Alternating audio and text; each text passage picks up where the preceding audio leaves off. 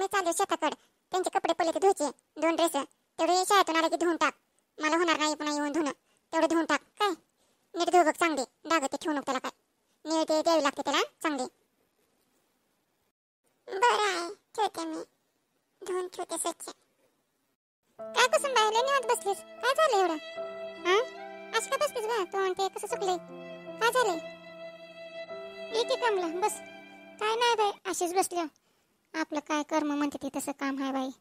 काय करावं, शेतकऱ्याचं हेच नशीब आहे, दुसरं काय नाही बघ. काय झालं सांग की कुसुम बाई? लयच नाराज दिसलीस. काय सांगू बाई, सगळं शेत वाहून गेलं, सगळं पीक गेलं. काय काय राहिलं नाही बघ शेतात, सगळं पावसानं वाहून गेलं. काय करावं आता ग? सगळं गेलं बघ, काही राहिलं नाही शेतात.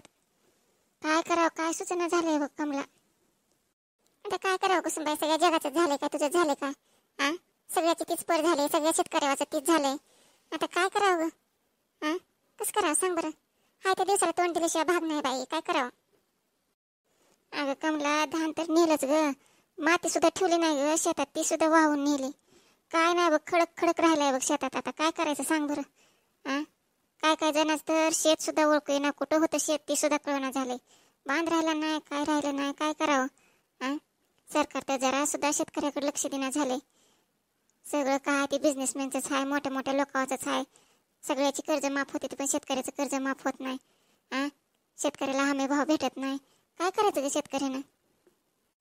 अगं काय काय का जणांची तर दावणीला अशा दावणी ग, तेवढी जनावरं मिली जागच्या जागेवर. पैसा भरून येईल ग, ते एकदा जीव गेलेला येणार आहे का पुन्हा वापस? किती जनावराला सुद्धा लहान लेकरावनी सांभाळून स्वतःच्या लेकरासारखं सांभाळते ते की ग, लहानाचं मोठं करते ते.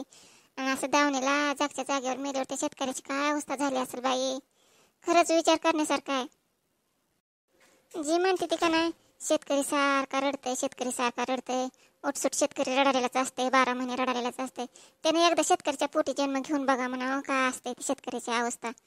उगं नाही बाई शेतकरी होणं, जगाचं पोषण देते, सगळ्याला अन्न देते, पण स्वतःला आज उपाशी राहायची वेळ आली त्याच्यावर 4-4 दिवस. खरंच शेतकऱ्याचं जीवन हालत लय बेकार आहे ग. स्वतः येऊन इथं स्वतः अनुभवल्याशिवाय त्याच्या घरात येऊन 1 महिनाभर राहा म्हणावं, कसं असते शेतकऱ्याचं जीवन ते कळते.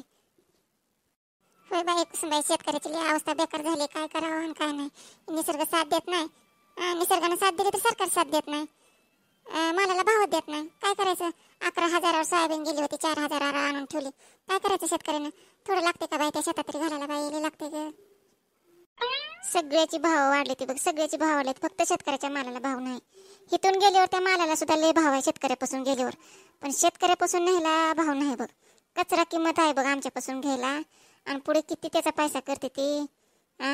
काय आहे का त्या शेतकऱ्याला? त्याला पेरणीपासून त्याला खेळ्यापर्यंत काय एक लागत नसेल ग, लय लागते. काय करायला कुसुमबाई? लय निवांत बसला ग. एक वर्ष आलो बस. काय निवांतच बसायचं लावले देवानं, आता निवांतच बसायचं आता. शेतातले पाणी झाले जणू का नाही ग कुसुमबाई, गेलं वाटतं सगळं धान बाई वाहून. काय करावं मग आता? शेतकऱ्याची अवस्था आहे, काय करावं कुणाला काय कळतच नाही. शेतकऱ्याची व्यथा कुणाला कळना झाली का बाई. ओरडायचं काम आहे 6 महिन्यातून एकदा. आला आला आला आला म्हणायचं, पुन्हा गेलं गेलं गेलं म्हणायचं. असं काम झालं शेतकऱ्याचं. लय नुकसान झालं का नाही कुसुमबाई? लय लय नुकसान झालं बाई सगळ्याच. बसायला घर नको, शेतात गेलं तर शेत राहिलं नाही नीट. कसं जगावं या शेतकऱ्यानं आणि कसं नाही. सरकारला कधी जागेल काय माहित आहे. नुसतं जय जवान जय किसान म्हणते ते, पण आता किसानाचं काहीच राहिलेलं नाही बघ. उगा नारा राहिलाय मागं, बाकी काहीच नाही. सरकार जरा सुद्धा लक्ष देणं शेतकऱ्याकडे. काय या शेतकऱ्याने सरकारचं घोडं मारले काय माहिती बाई. पिंकी पिंकी, चल की ग खेळायला. बोल की मनीषा, काय ग? अगं पिंकी चल की खेळायला, शाळा सुटली की आता चल जरा खेळू. मग बाई मला आईने तात्याचे कपडे धुवायला सांगितले, ते कपडे जर नाही धुतले तर आई मला लय मारेल बाई. मग जातोस तू खेळ, मला कपडे धुवायचे ते. मला कपडे पांढरे येते, लय उशीर लागते बाई कपडे धुवायला. निघत नाही ते ग डाग लवकर, धोत्राचे ते, मग उशीर लागते मला कपड्याला. जातोस तू खेळ. कपडे झाल्यावर खेळू मग. मी तर थांबते इथंच.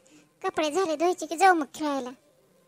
अगं मनीषा, कपडे धुता धुता उशीर होते.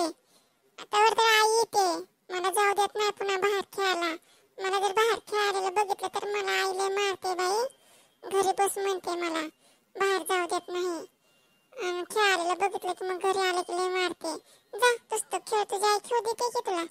जा खेळायचं तसं. का बरं तुझी आई खेळू देत नाही ग? एवढं मारते सारखं माय तुला, उठता बसता मारते माय सारखं. आमची आई तर आम्हाला कधी सुद्धा मारत नाही आणि काम बी लावत नाही बाबा एवढं. तुझ्या आईला काम लावते तुला आणि खेळायला बी जाऊ देत नाही. खेळायला गेलं की मारते. कसली असली ग तुझी आई? मला काय कळतच नाही बाबा तुझ्या आईचं. जाऊ दे मनीषा, आता हाय ते हाय, आता काय करावं. जे हाय ते हाय, आता बदलायचंय का? बदलायला येत नसते आता. आता हे शेवटपर्यंत असंच राहणार आहे बाई माझ्या नशिबाला.